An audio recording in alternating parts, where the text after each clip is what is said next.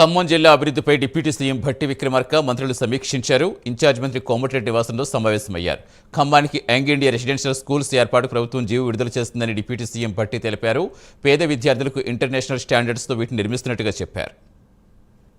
2,600 కోట్ల రూపాయలతో 11,600 crores తో ఈ young India integrated residential schools ని శాంక్షన్ చేస్తూ విద్యాశాఖను చూస్తున్నటువంటి గౌరవ రాష్ట్ర ముఖ్యమంత్రి శ్రీ రేవంత్ రెడ్డి గారు ఈ జియోని వారి శాఖ ద్వారా నిన్న ఆర్డర్స్ ఇష్యూ చేశారు. బహుశా ఇటువంటి రెసిడెన్షియల్ స్కూల్స్ ఈవెన్ ప్రైవేట్ పరంగా కూడా ఇంటర్నేషనల్ స్టాండర్డ్స్ లో ఇంత గొప్ప టెక్నాలజీతో స్టాండర్డ్స్తో డిజైన్స్తో ఇంతవరకు ఎక్కడ ఈ రాష్ట్రంలో కాదు, దేశంలో ఎక్కడ లేవు.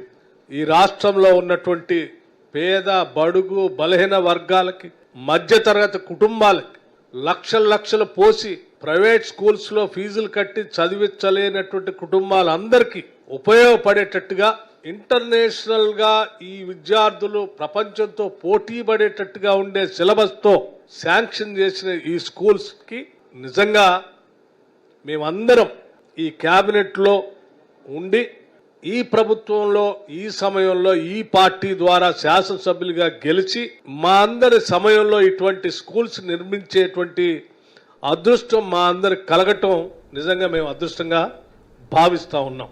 11